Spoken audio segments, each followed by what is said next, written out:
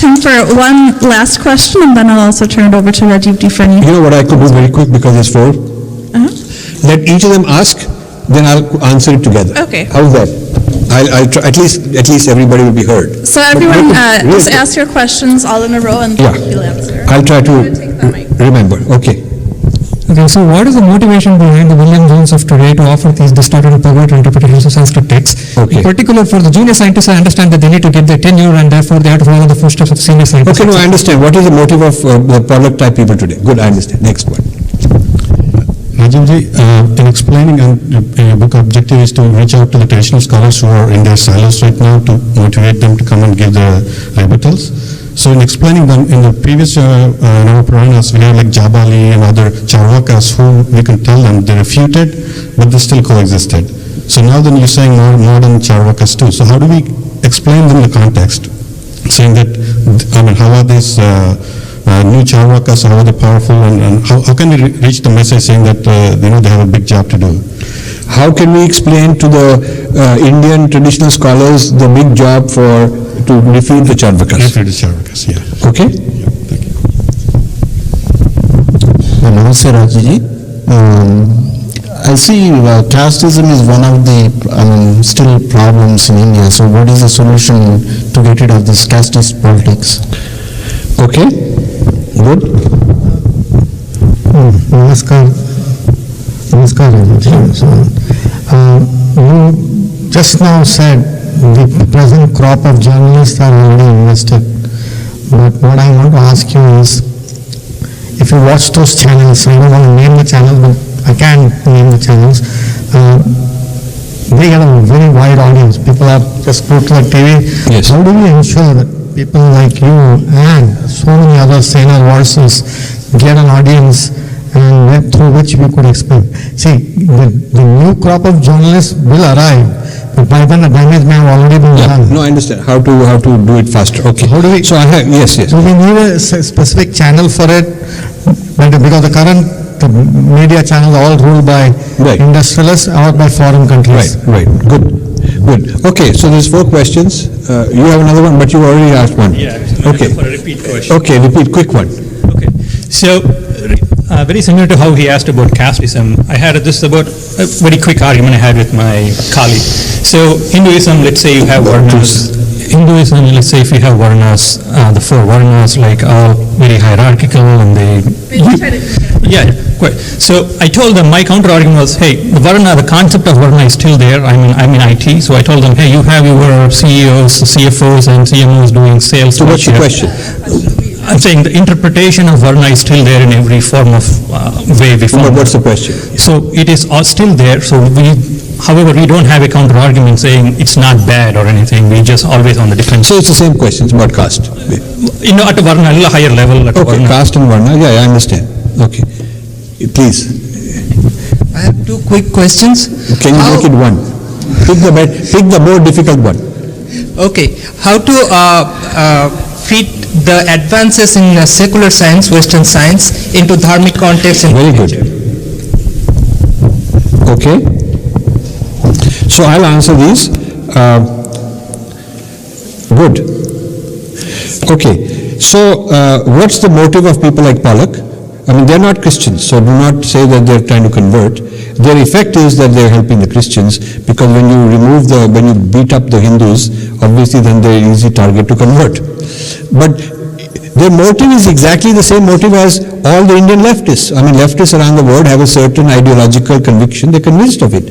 They'll say, my motive is to, when I ask him, what is your motive? He'll say, I see all the suffering in India. I'm trying to liberate those people. And I see exploitation. I see people being, this ghar vapsi is going on, and this award vapsi is going on, and the JNU students are being beaten up. Their logic is exactly like the logic of Arundhati Roy or Ramila Thapar or any of the Indian left-wing rabid people. I mean, they are just part of this group internationally. In fact, if you understand the Indian leftists, you will understand the Western leftists as their parents who've created them. The Indian left has been born as a product of the Western left. It is not that they came out of India. It's not an Indian ideology. So you must understand what is the appeal of the global left. What is the appeal? Why are they popular? What is their point of view? You should understand that. They are not spiritual, so they're looking for answers in a very non-spiritual way, and when they see suffering, they cannot relate to it in the way spiritual people would, and they can't find solutions in a harmonious way within the spiritual context. So they come out at it in a very violent way. They want this revolution, class struggle, overthrow the rulers. All that communist kind of a thing is there in them, and so they're looking at it that way.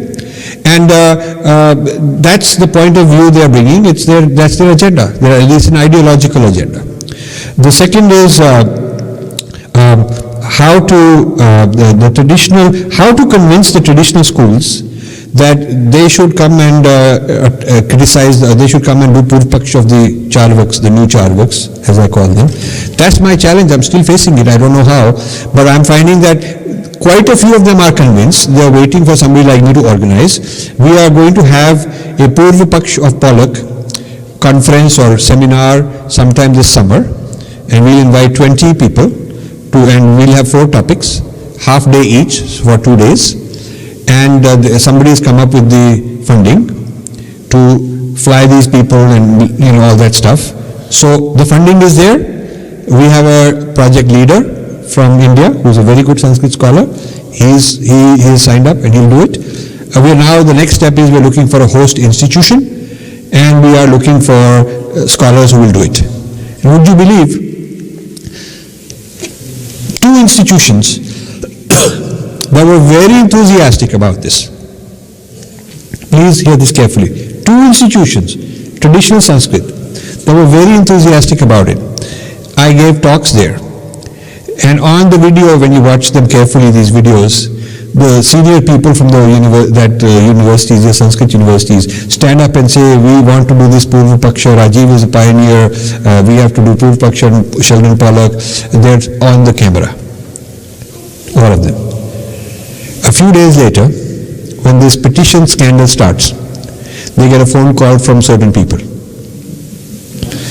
And then the same people start sending out private emails. I get a copy also, saying, Sudha Murthy may give us ₹1 crore if you don't join this. It's written in an email. I'm thinking of making it public. I haven't made it public yet. Do you understand? So all of a sudden, that institute not interested.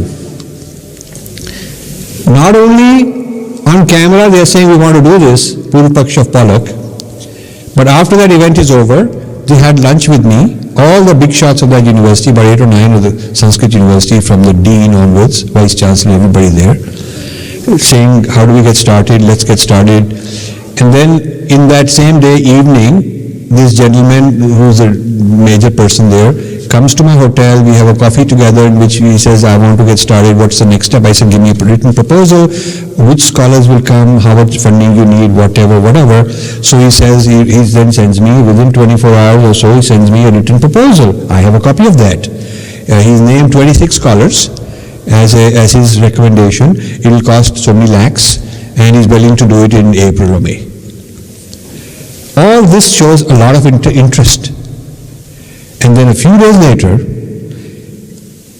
complete flipped around, email goes around saying, if we accept this, we will lose maybe ₹1 crore or 2 from Sudha Murthy.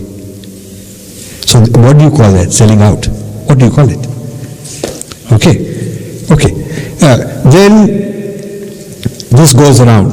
Now they've hired certain people, besides hiring journalists to go around writing articles, they've also hired certain Indian Indologists on the payroll to speak up for them. So this is the game. And this is I'm you know how many problems I'm fighting, how many fronts I'm fighting at the same time. So I'm fighting all kind of people. I'm fighting our own people now. Yeah, our own people. So I need help. And the help is not emotional help. I need intellectual Kshatriya writing. I need people, writers who are able to go take a campaign, write it, go public. Writing publicly, strongly, assertively, that's the kind of help we need. The third question was caste solution.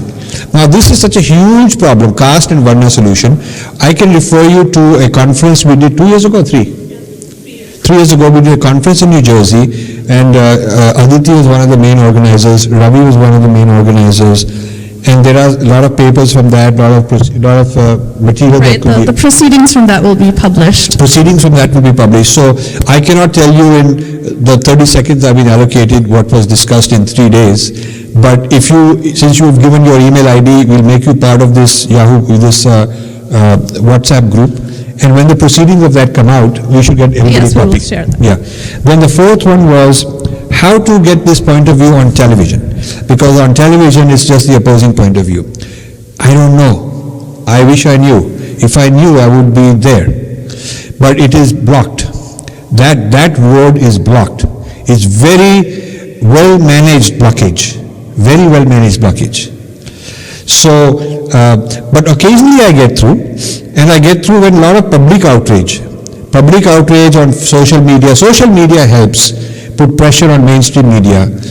When you shame the mainstream media for being so one-sided, like we did in other cases, then they feel that, okay, now we have to give them their point of view. So what you can do on this latest issue that's going on with Pollock and Murthy's is you can write blogs, you can write criticisms of the negative articles and the biased articles that are coming out, and you can put comments in those articles underneath. You can put all those comments, and then when you put these comments, you can put them on Facebook, you can put them on Twitter. Believe me, it matters.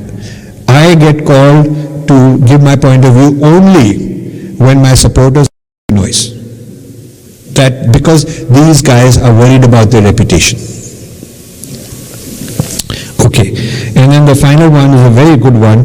How do we take secular science and introduce it into Dharma, back into Dharma? Now this is a project I'm doing. I'm doing a project where it's one of my, this series of books, where I'm talking about how ideas from Dharma have been digested into the West, not only into Christianity but also into secular science. A lot of science has taken ideas, medicine, neuroscience, all kind of mathematics has taken ideas. So I'm trying to figure out the outflow from Dharma systems of knowledge to Western knowledge systems. And once we have that, we can also bring those things back. The whole idea is not to just talk historically, but also to talk about the future. Once you know how a certain idea went and created a new discipline in the West, we can take that discipline and bring it back into Dharma and claim it as ours, enrich our tradition. Thank you very much, all of you. I will close.